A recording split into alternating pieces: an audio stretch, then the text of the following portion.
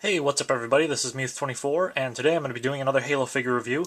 This time it is for the Halo Anniversary / Halo 1 Master Chief, and as you can see here, they did a very low polygon count sort of a look to him, to echo the appearance of Master Chief in Halo 1, and kind of that updated / retro look that he has in Anniversary.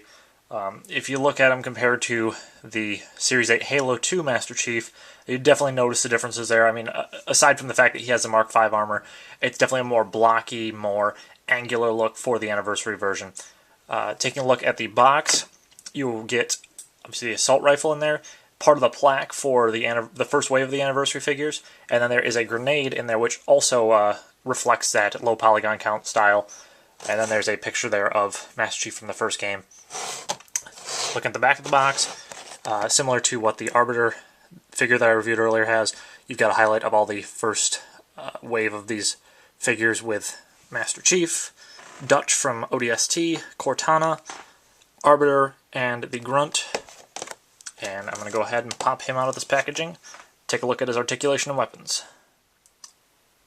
For colors, Anniversary Chief has this gold on his visor. He's got kind of the charcoal color for the top of his helmet and all throughout the inner bits of his armor there and down his legs.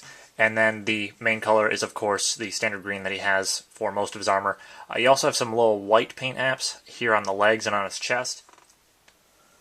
With regards to his articulation, Chief's head can go side to side. It's not going to go 360 because it'll hit this, but it can go pretty much back and forth as much as you want. Can go up and down quite a bit, and can kind of wiggle back and forth. The arms can rotate 360 no problem. They can only go up about so high because of the fact that his shoulder armor is going to hit the torso bit there. The elbows can bend back and forth. You can also get them to rotate 360 there, and then the hands can rotate, and depending on how you have the hinge positioned, can either move up and down or in and out. And these two hands are actually a little bit different just so that he can hold his AR a little bit better, and I'll get to that in a minute. But same sort of thing on the other side, and then here you can see it going back and forth with the wrist. The torso can only move so far, and that's because of the fact that it's got this angular build to it. But you can still get him to, look back and forth, fire his weapon in a cool action pose, and you do get a fair amount of up and down motion out of it. As far as the legs go, they can go in and out a decent amount. You can, in fact, get them to rotate there if you want to, though it's a little bit awkward looking. The knee joints, I really like how loose these are. He's still going to stand up fine, but you don't have that crank mechanism with some of the other figures. So it's sturdy, but it's also, you can move it a lot easier. And then the foot, you can get to go back and forth and rotate. For size comparison, you can see that Anniversary Chief is about a head taller than Halo 2 Chief, and he's also a bit shorter than George, which really isn't that difficult since George is a pretty big, bulky, tall figure. But as a whole, I noticed that Anniversary Chief is about the same height as the Reach figure, so kind of that new standard for the figure heights. As with pretty much all the Halo figures, you do get a peg here on the side of the AR, and you can peg it into this hole on the side of that thigh, or on the back where he usually would hold his AR anyways. You do get the fragmentation grenade, as I mentioned before, and that'll just peg into the back on either side there.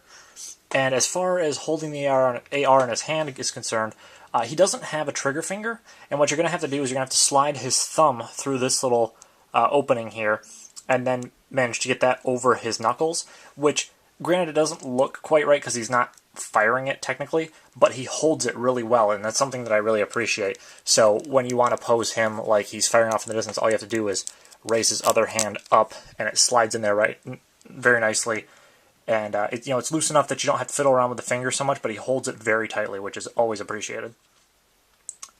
All the first wave of these Anniversary figures come with parts to the Legendary plaque, and for the Anniversary Chief, it's half of the actual plaque piece itself, and then this little bit here is used to connect the two pieces together. And if you have, say, the knife from one of the other figures, you can just peg it into that hole there. And the cool thing about this is that the peg won't stick in there because these holes are, tight enough that it's going to hold the knife in there, but also loose enough that if you want to just pull it out and change the plaque up from, say, heroic to legendary to normal, you can do that no problem.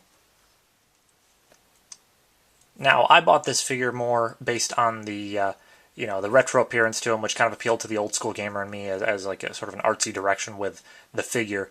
But after getting him out of the packaging, fiddling around with him a little bit, I definitely appreciate the fact that he has some pretty good articulation for a McFarlane toy, and the fact that he holds onto his weapon really good is also a bonus. So if you are big into the Halo figures and we're kind of on the fence about getting this one, I definitely recommend it.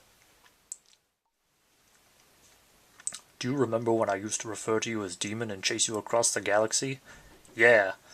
Who'd have thought that we'd end up becoming allies and saving the universe? Together. What?